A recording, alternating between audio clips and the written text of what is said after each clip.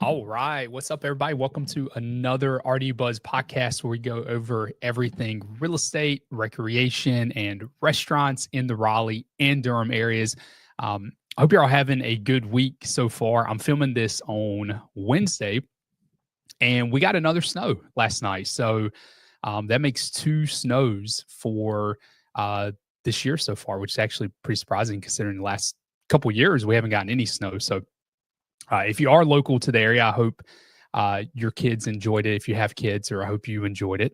It's just nice to see every once in a while. And this is the snow this time that's like a little fluffier, so it doesn't. The snow last time was just literally, for us at least, like a sheet of ice, and it stuck around for days and days and days here. So this one will come, everybody will have fun in it, and then it'll be gone pretty quickly, which is, in my opinion, the much better way to do it. So, but tonight we've got a lot of really fun topics. There's one in particular I'm super pumped to talk about. There's very little details on it, but if it does come to fruition, I think it's going to be a really cool thing for the area. But we're going to kick it off with the Milken Institute study of best performing cities. So if you watch this show on a regular basis, you might know, or you might remember last year when we went over this report last year. Raleigh was number 2 on the list. Austin was number 1 on the list as far as best performing cities in the country. Well, this year, Raleigh ranks number 1. So we're going to dig into that report and why Raleigh ranks number 1. And in the same report, and it doesn't give like a very detailed explanation of Durham, but Durham ranks 16 on it. And I think that's a testament to this region, the fact that you've got 2 metros. You've got the Durham Chapel Hill Metro, you've got the Raleigh-Cary Metro, and both perform really well, which just creates an area that is just honestly an excellent area to live, find work, and just all around a really, really wonderful place. And so we're going to dig into this report first. I'm going to screen share the report so y'all can kind of see everything that I'm seeing. So ranking number 1, the best performing large city. And I should specify, Raleigh's the best performing large city. They break it up with large cities and small cities.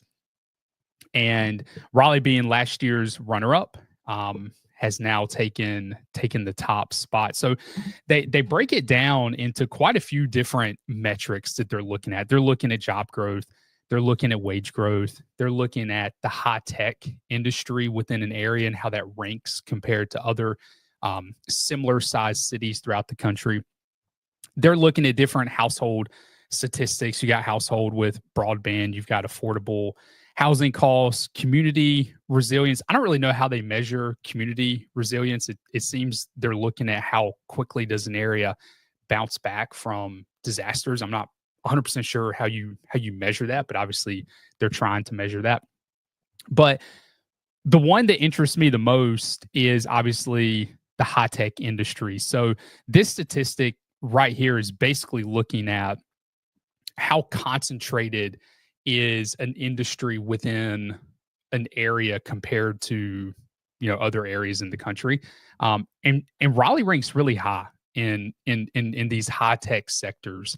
And you see that with some of the companies we have here. And we're actually going to get into one story we're going to cover tonight is actually a chip company that's local here in Durham that just received a pretty massive federal grant in order to expand its facilities. But Raleigh does really well in the high-tech industry, whether it's pharmaceuticals, the biomedical field, or just kind of what you think of more when it comes to general high tech. And so I think Raleigh has positioned itself really well in that industry. I think in general, just Raleigh has a pretty diverse economy. It's not just reliant on the high tech industries. You have the university systems here. You have the medical systems here. You have a healthy service industry. You have a healthy financial industry, and so it's just a really well-rounded area when it comes to the economy. One thing that this does point out, I just want to see if it's on this page here. it mentioned, I think it was on a different page, but here it is.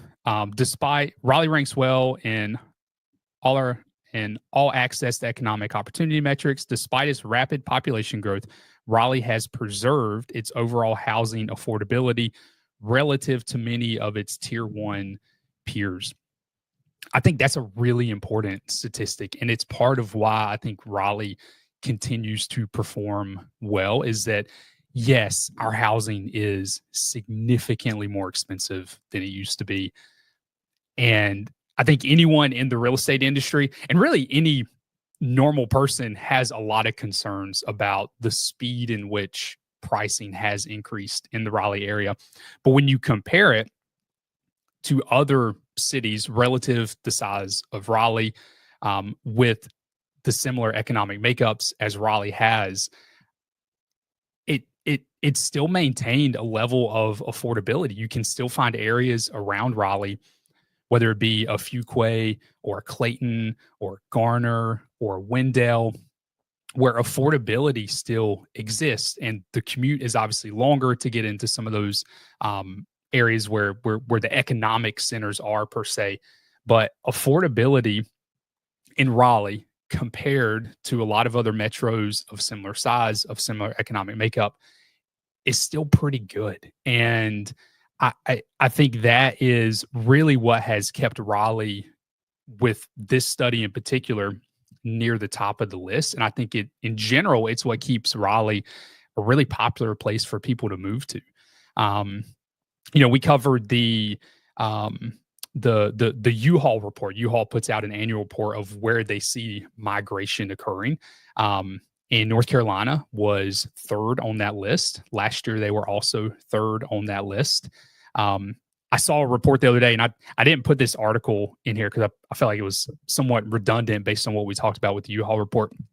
But it was looking at actual census data, so not U-Haul data, but actual census data. And North Carolina was number 2 on the list as far as folks migrating to a state. Texas was number 1.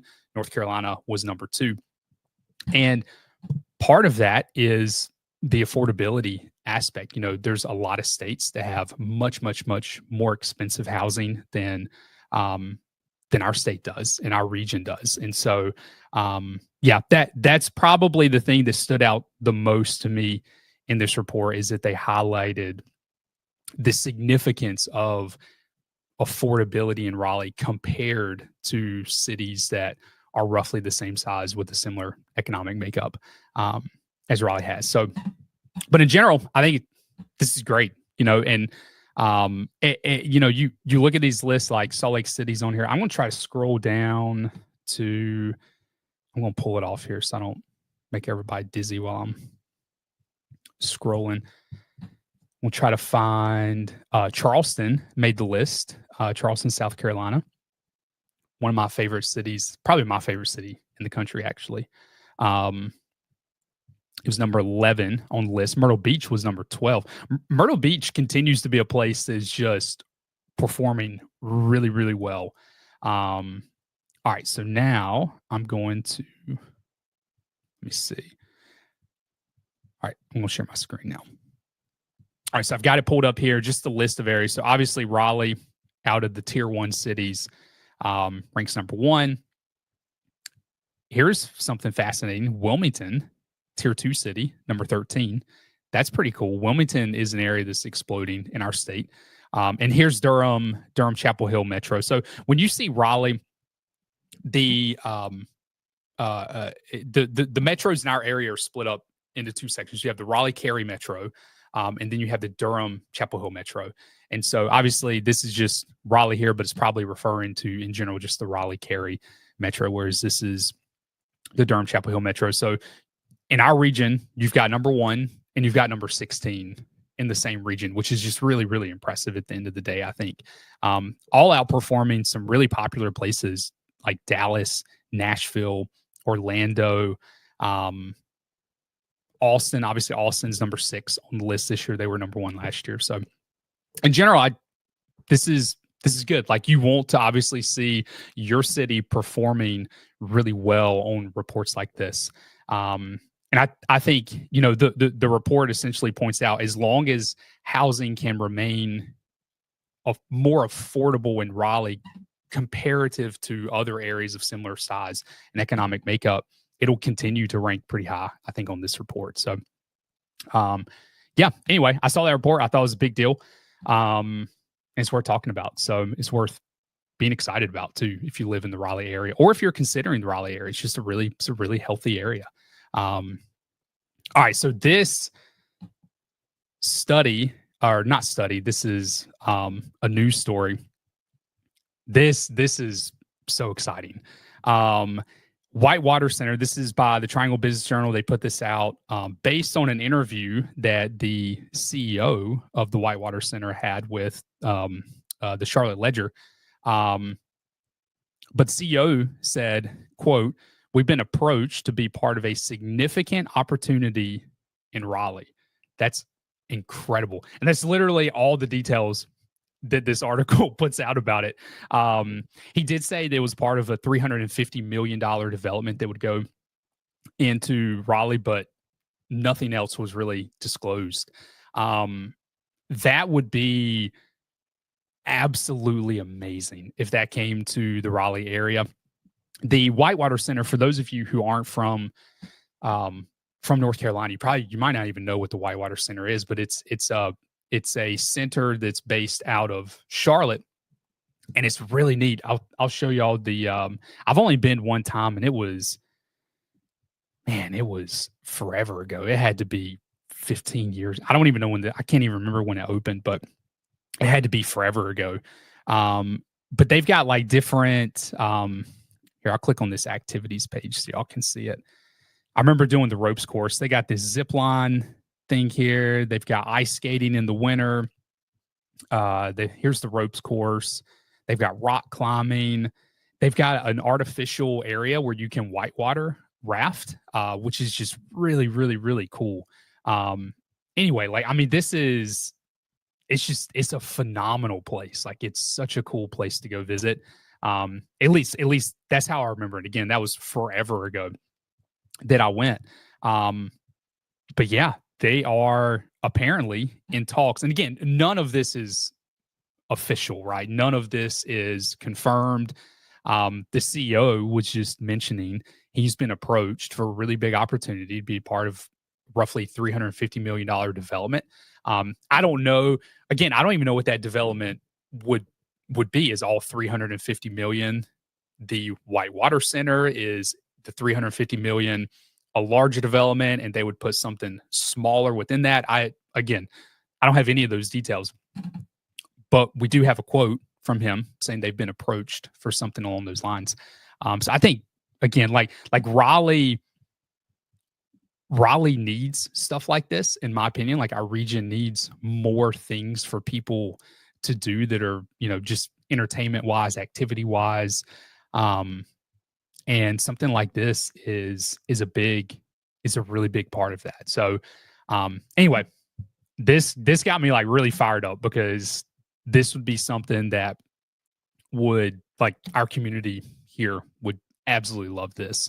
And it would just be something great for the families here. It'd be great for people who live on the eastern side of North Carolina, who don't want to drive 4 hours, 5 hours to get to Charlotte.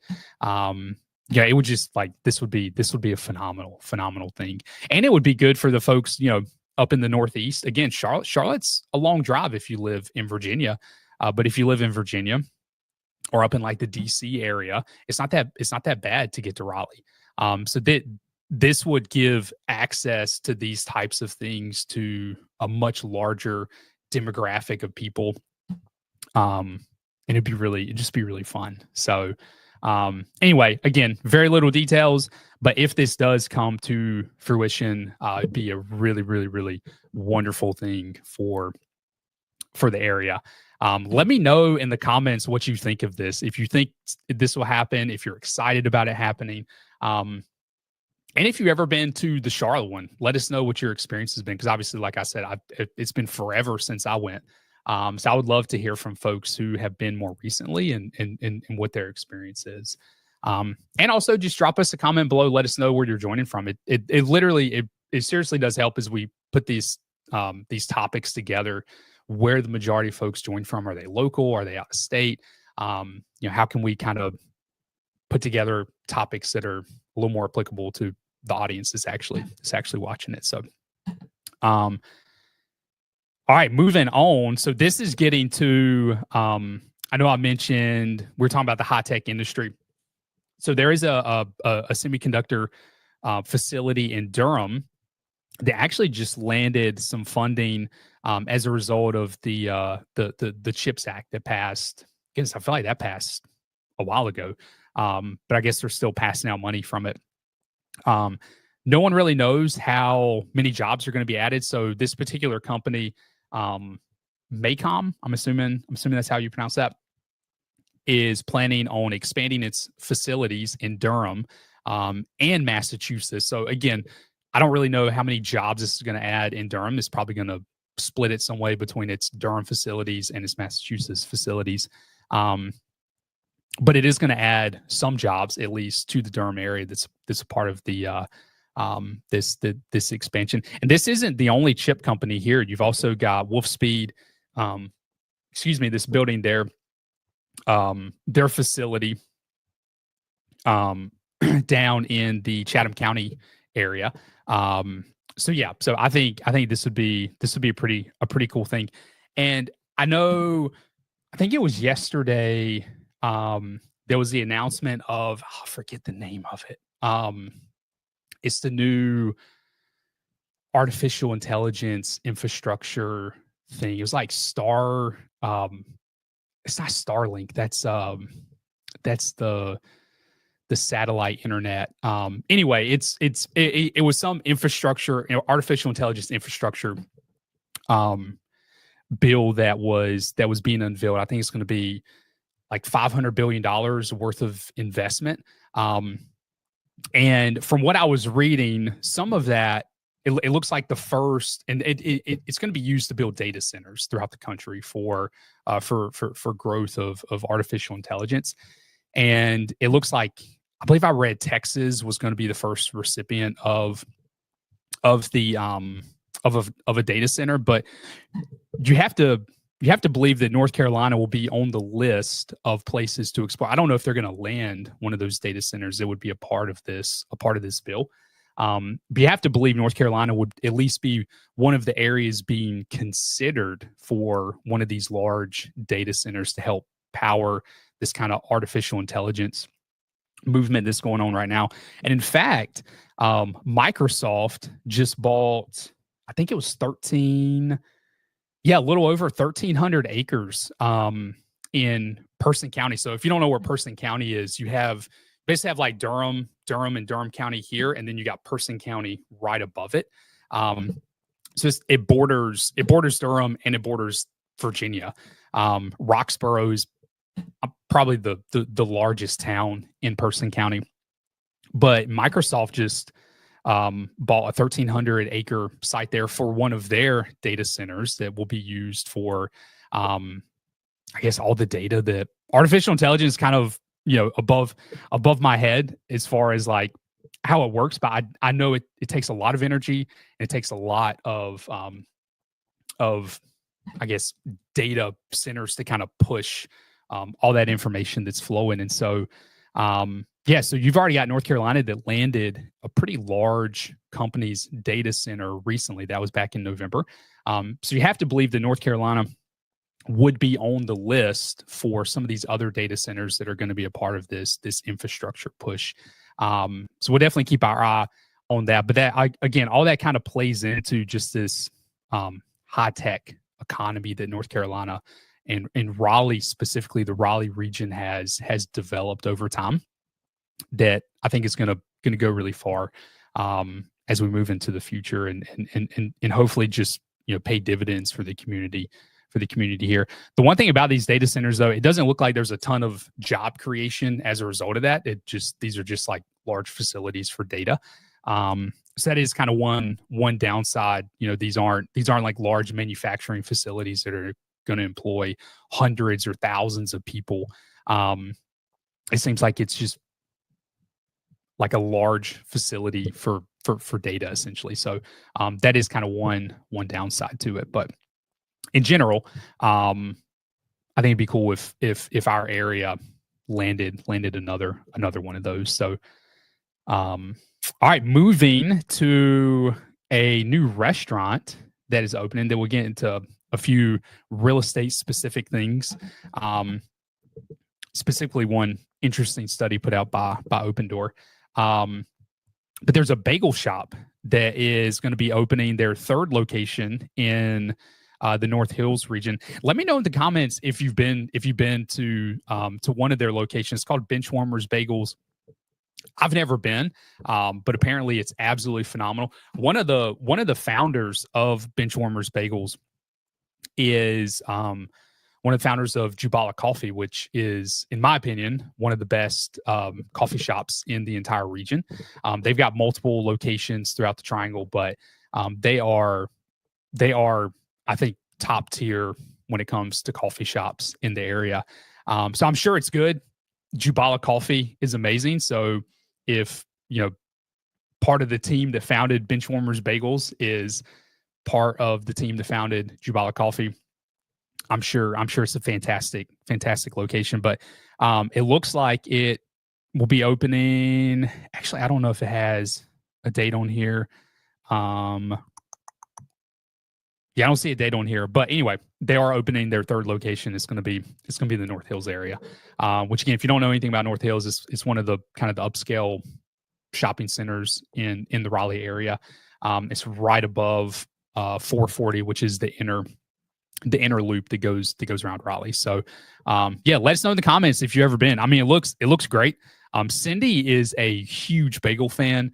I've never been as obsessed about bagels as she is, but she would, I know, 100% love this location. So, all right, move into some specific real estate data. So I'm going to share this screen so y'all can see it. So Open Door, if you don't know who Open Door is, they are probably the best way to describe them. They're like a tech company that buys homes, and they're great for some people. If you need convenience and maximum profit is not what you want, but you want a convenient sell or a very quick sell, Open Door honestly is a fantastic resource for that. And so some people give Open Door kind of a hard time, but they do have a place in the industry. And so that's who Open Door is. You might have seen some of their listings around. Basically, they buy a house. They may do some very small improvements, like new carpet or something like that, right? Like very small stuff to the house, and then they relist it on the market. But that's who Open Door is. But they put out a study every single year of the top or the hottest zip codes in the country. And last year we actually had 2 zip codes on this. Wake Forest was on it and Fuquay was on it. This year we just have 1 zip code on it, and that would be Fuquay. Fuquay is the only zip code that we have on it. So again, top 20 zip codes, and their methodology is right here. Zips were ranked by total homes which went into contract within 30 days of listing in 2024. So the way I read that, and I could be reading that wrong, I think what is playing into this is obviously to be ranked high on this, there has to be a lot of inventory, for one. And I mean, I think obviously they have to be going under contract within a reasonable amount of time too. That's kind of the way I'm reading this. And when I look at this list, so I would probably define hot in a different way in terms of, with real estate than Open Door is defining it, because I think their definition of hot has a lot to do with what the inventory is. And obviously a place like Fuquay is going to have a lot of inventory because there's just a ton of new construction that's happening on that side of town.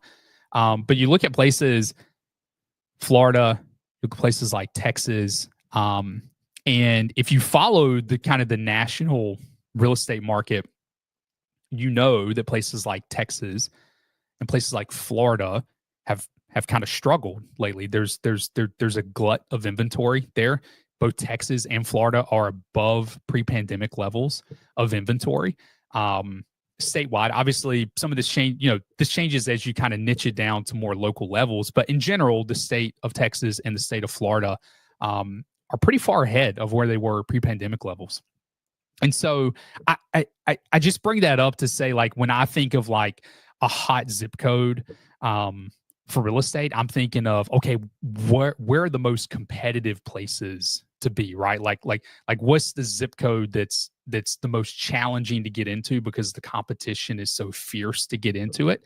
Fuquay would not be on my list for that if I was looking at our area. Maybe if I was looking specifically at inventory, maybe it would be on the list. And in fact, the podcast we did last week was almost all on inventory for the area. And Fuquay was one of the few regions that I'm trying to remember off the top of my head where it was. I think it was above pre-pandemic levels in terms of inventory. So it makes sense that it was on this list. But when it comes to competition, I would think of places like Cary or Holly Springs or Chapel Hill or Apex. Like that's where I would think of like the hottest towns or the hottest zip codes, so to speak, for real estate. But obviously Open Doors methodology is a little different than that. I think there's is primarily looking at inventory, which makes a lot of sense. The Fuquay would be on that list. And it makes a lot of sense why places that aren't really that hot from like a competitive standpoint, but have a ton of inventory, like in a Florida or a Texas, would also be on that list. So anyway, I would just kind of take this with a grain of salt from like I think most people's definition when they think of a hot real estate market is it's a fierce market, right? It's a competitive market to get into. And I don't think that's Open Doors definition of this. So, but yeah, I mean, Fuquay, tons of inventory is being moved in a place like Fuquay just with the new construction picture alone. So makes sense that it would be in the top 20 nationwide. I'm trying to remember.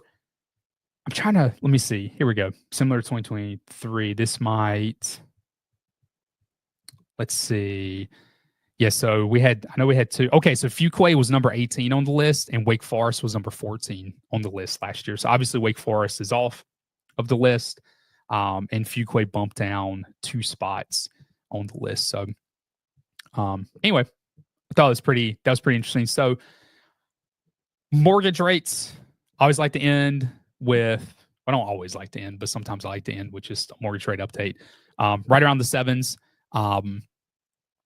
I don't think we're going to see a huge, so January of 2024, January 1st, 2024, we're 6.73, mid-January 6.8, late January 6.9. So January 22nd of 2024, we were 6.9, 6.91. We are now at January 22nd, so same date a year ago, just under 7.1. So roughly the same rate that we were looking at last year. There was a spike last year that happened, as we got later into the spring that took rates up into the mid 7s. So hopefully we don't see that this year, but instead we see a very slow trickle downward. But in general, again, I've said this probably 1,000 times.